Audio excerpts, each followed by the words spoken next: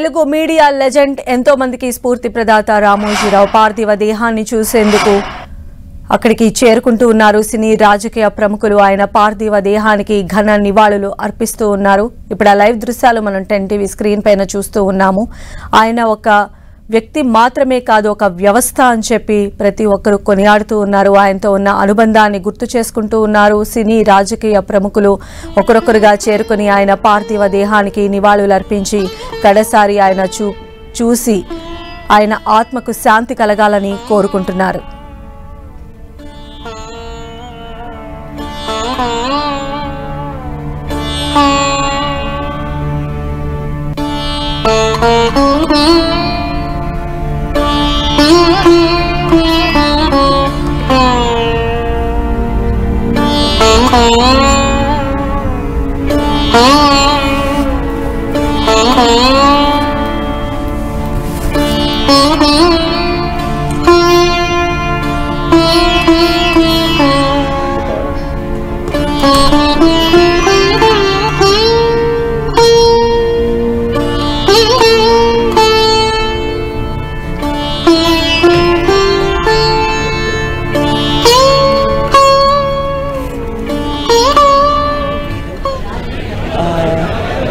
అంటే ఇండస్ట్రీకి ఏం కావాలో దాన్ని ఒక తారాస్థాయికి చేర్చిన ఘనత మన రామోజీరావు గారికి చెందుతుంది.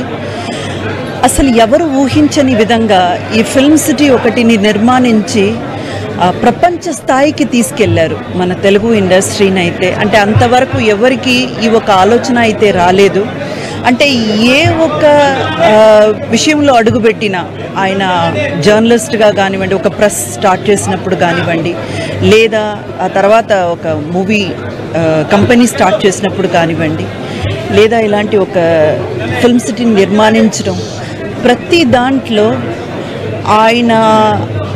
ఆయన తీసుకొచ్చినవి అండ్ లేదా ఆయన సాధించినది ఇంకెవ్వరు ఊహించలేనంతగా తారాస్థాయిలో సాధించారు.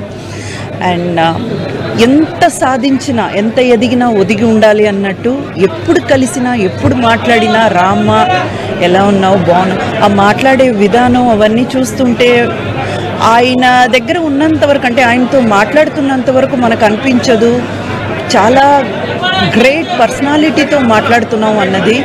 అక్కడి నుంచి బయటకు వచ్చి దూరంగా నిలబడి చూస్తే మనకు ఆశ్చర్యపోతాము. చాలా చాలా ఒక గొప్ప వ్యక్తిని, గొప్ప పర్సనాలిటీని కోల్పోయాము ఈరోజు. ఇండస్ట్రీకి ఇది చాలా పెద్ద లాస్ అండి. ఎప్పుడు చిరస్థాయి మన మనసులో ఆయన ఉంటారు. ఆయన ఆత్మకి శాంతి కలగాలని ఆ భగవంతుడిని ప్రార్థిస్తున్నాను. ఇంకేం చెప్పాలో తెలియలేదు. It's a very big shock to me. I always admire him and I pray God that he rest in peace. Thank you.